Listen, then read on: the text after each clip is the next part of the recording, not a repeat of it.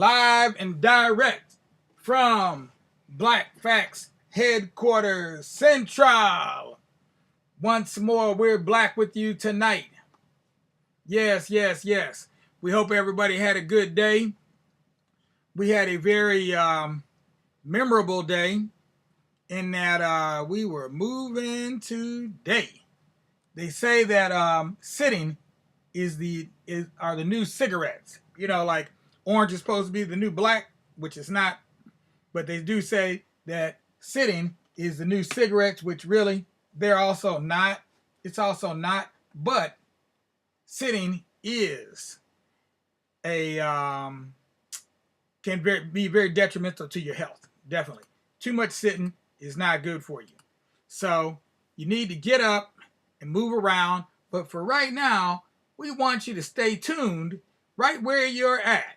So if you're doing your exercise while you're listening and watching, that's good. You can do that if you like. If you're watching this on your big screen TV, cool. Perfect. Perfecto mundo y basso profundo.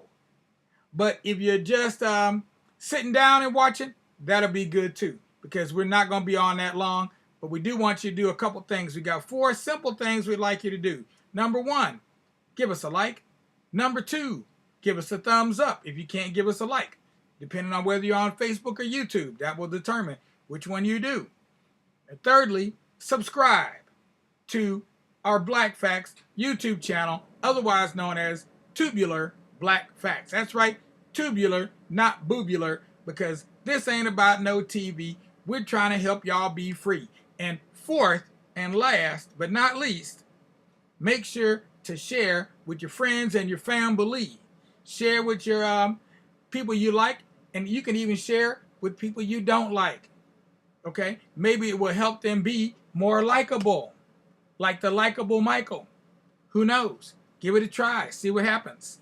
Nothing beats a try but a failure is what my daddy used to always like to say. That's one of his favorite tropes. So, don't be a dope. Listen to my tropes. And right now, I'm going to give you a new trope today. One that you might not have already.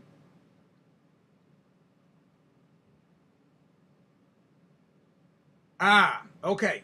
So here we go. Proverb for the evening. When you know who his friend is, you know who he is.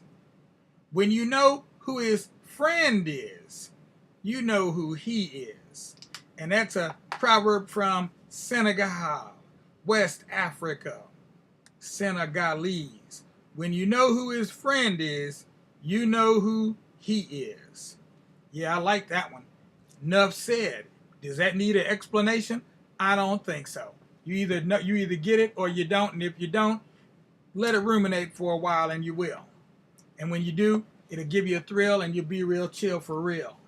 Meanwhile, let's go ahead and do what we need to do. We're going to go ahead and read our story for the evening. So listen up, all you chilling out there. Listen up. This one is about the race for a wife. A man had a daughter who liked all the creatures of the forest. Each of them was trying to secure the daughter for his wife. And the daughter was unable to decide which one she wanted. They all went to the father for his consent, which is how you should do it. Okay, you always go to the father and ask him, does he consent? Because you don't want to get in no disagreements with the daddy. Each one explained to the father how he was the best man for his daughter. Everybody was singing his own praise. The father told them to wait, that he would place his daughter in the old field, and that the one who got there first should have his daughter. They all agreed to enter the race. Each one began to plan how he could do his best to reach her first. When they all assembled, the fox said, "We must catch the deer and tie him, or he will win the race, as he can run much faster than any of us." So they all combined and tied the deer and started on the race. After they had gotten on the way, the spider came along and saw the deer tied fast. The spider asked, "What are you doing all tied up, deer?" The deer told him how all the animals had combined to tie him up in order to keep him from winning the race and securing the daughter of the old man. The spider said, "If I let you loose, what will you pay me?" Okay, he's looking for a little bit of what we call reciprocity. Reciprocity. That's what we call that, reciprocity. The deer said if he won the race, he would give the spider their first daughter for a wife for himself. The spider then untied him and jumped on the deer's horn. The deer then ran and finally passed all the other animals. When he got in the old field near the old man's house, the spider jumped down and ran to the girl before the deer could reach her. The deer said that the girl belonged to him because he had brought the spider, and without him, the spider could not have got there at all. The spider said she was his because he was the first to go up to the girl and claim her. And if he had not untied the deer could not have entered the race at all. So they submitted the matter to the judge, who decided that the spider won the race and therefore was entitled to the old man's daughter. Now, if you've been paying attention and listening to our stories over the past year, you probably know what that spider's name is. And if you don't, let me tell you, that spider is named none other than Anansi. Anansi the spider. And he is quite a tricky fellow, as you can see here, because he got the deer to put him in the lead and then stole the prize from the deer. Okay, we're going to do two. We said we were going to do two last night, but we were a little bit energy challenged last night. So we only did one, but we can do two tonight. These are short stories. This one is called The Deer and the Snail. The deer said to the snail, "I can run faster than you." "You cannot," replied the snail. "You cannot tell what one can do by looking at him." "I will bet you that I can," said the deer. "What will you bet?" asked the snail, without any fear. He had a plan for winning the race already. "Let us see who can run first to a town across the plain," said the deer, "and the one who loses, he and all his people shall be servants to the other and his people." "I agree," replied the snail. "Let it be so."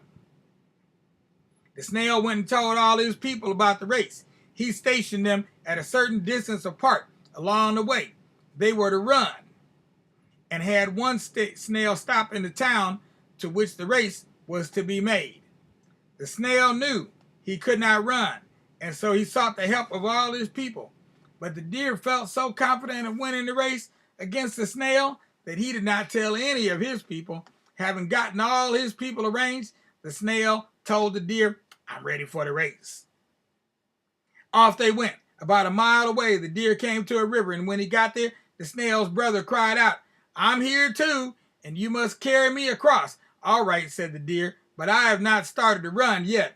The deer ran to the next river, and the snail cried out again, "I'm here, and you must carry me across." The deer carried him across and said, "I see I must run to beat you." So the deer began to do his best in running. When he got to the next river, the snail cried out, "I've been here a long time, deer. What took you so long? You must carry me across too." The deer carried him across and started on his last run to the town. The deer ran and he ran. At length, all exhausted, he reached the town, and as soon as he entered, he saw the snail. The deer hallooed and ran away without waiting for the judge to decide the race even. And ever since that day, when the deer sees the snail, he is afraid and he runs. Oh, so that's what I need in my garden. Some snails, because I need something better than a hog needs slop to keep them deer out of my garden. They devastated my garden last year, so now I know what to use. Some snails, because deer apparently are afraid of snails. I won't say they don't have a good reason. They had a good reason to be afraid. Very afraid of the snail. Yes. fearsome like a beast. All right, so all you little children out there, you know what time it is. It's time to put your little head on your little pillow, on your little bed. Close those eyes and wait for the sun to rise. When you feel those sunbeams beaming down on your eyes, then it's time for you to go ahead and rise and shine. Because the new day has dawned and it will be divine. In the meantime, I need all you adults out there to do the 4 things I asked y'all to do in the beginning. Number 1, give us a like. Number 2, give us a thumbs up. Number 3, go ahead and subscribe to the Black Facts YouTube channel, Tubular Black Facts. And number 4, don't forget to share with your family, your friends, and even some of your enemies too. Maybe you can turn an enemy into a frenemy. Who knows? Give it a shot. You got nothing to lose. And in the meanwhile, we're going to go ahead and move on. We got dinner waiting for us upstairs, and it's going to be hot and heavy tonight. We are ready to eat. And we got food up there that just can't be beat. So in the meanwhile, we'll see y'all tomorrow at noon. We'll be black here with a smile. We hope to see you then too. Peace out without a doubt, y'all.